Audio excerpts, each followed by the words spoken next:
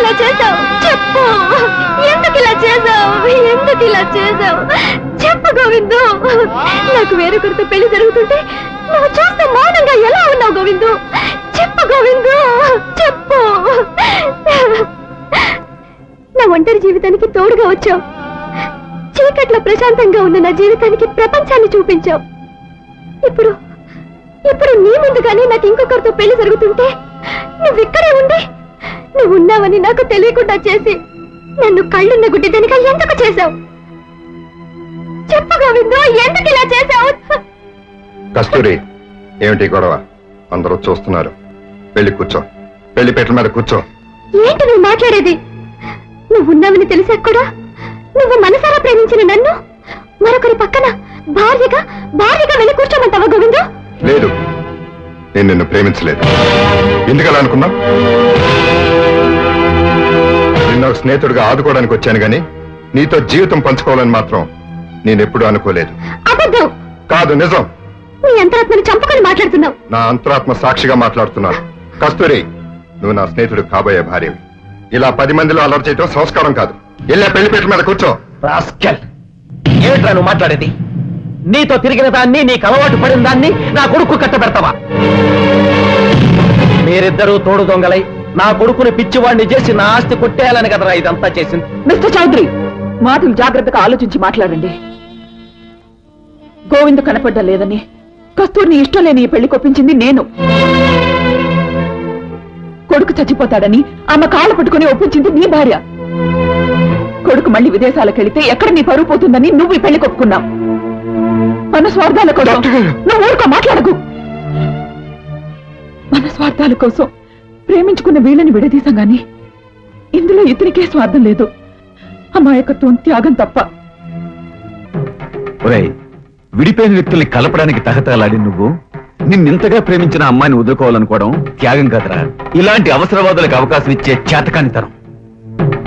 ఇప్పటికైనా నీ జీవితం గురించి సరైన నిర్ణయం తీసుకో, లేదా మా జీవితాల గురించి నువ్వు తీసుకున్న నిర్ణయాన్ని ఈ పెళ్లి పందిరిలో మీ జీవితాల గురించి నేను తీసుకోవాల్సి ఉంటుంది.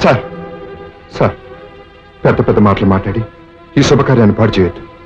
కస్తూరి, ప్రకాష్ ఇద్దరు నా 2 కళ్ళు. వాడి కస్తూరి మెడలో తాళి కట్టాలి. వాళ్ళిద్దరూ ఒకటవ్వాలి. అదే నాకు కావాలి. దయచేసి ఎవరూ అడ్డు చెప్పకండి. చెప్పద్దు సార్. ఏమిటి నువ్వు అనేది? అతని నామల్ల తాళి కట్టుండడానికి నువ్వెవరు? నిన్ను ప్రేమించిన దాన్ని గనక నా ప్రాణాన్ని అడిగే అధికారం నీకుంది. కానీ నీ ఇష్టం వచ్చిన వాడి చేత తాళి కట్టించే హక్కు నీకు లేదు. నా జీవితం గురించి మరొకరు తీసుకునేది నిర్ణయం కాదు. నా జీవితం గురించి నేను తీసుకునేది సరైన నిర్ణయం. నేను మనిషిని, నాకు మనసుండదా? నాకు నా జీవితం మీద ఆశలుండవా? అదెవరూ ఆలోచించరే. నువ్వు కనపడినప్పుడు ఏం చేయాలో తోచని పరిస్థితుల్లో ఆత్మీయుల మాటని గౌరవించాల్సి వచ్చింది. కానీ నువ్వు కనపడ్డాక అదే మాటకి తల వంచాల్సిన అవసరం నాకు లేదు. తల వంచి తీరాలి.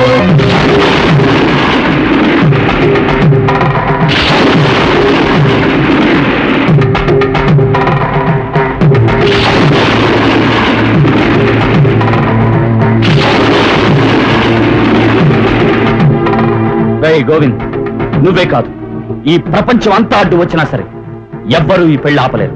జరిగి తీరుతుంది. నాకు కావలసింది నాకు దక్కాలి, లేదా పగిలి ముక్కలైపోవాలి గాని ఇంకొకటికి దక్కడానికి వెళ్ళలేదు. ప్రకారం డోంట్ టాక్ ప్లీజ్.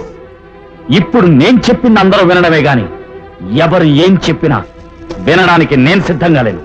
ఎస్, ఒరే గోవిందు, మీరిద్దరూ ప్రేమ పక్షులని, అమర ప్రేమికులని, అలాంటి మిమ్మల్ని నేను విడదీస్తున్నానని ఈ లోకులు కాకుల్లా మాట్లాడడానికి వీల్లేదు. అందుకే వీళ్ళందరికీ తెలిసేలాగా నేను చెప్పింది నువ్వు చెయ్యి. ఏ అడ్డు లేకుండా మా పెళ్లి జరిగిపోతుంది. చేస్తావా? చెప్పరా, ఏం చేయమన్నా చేస్తాను. చెప్పు. కస్తూరి నువ్వు ప్రేమించలేదని ఆ అగ్నిహోత్రం మీద ప్రమాణం చేసి చెప్పు.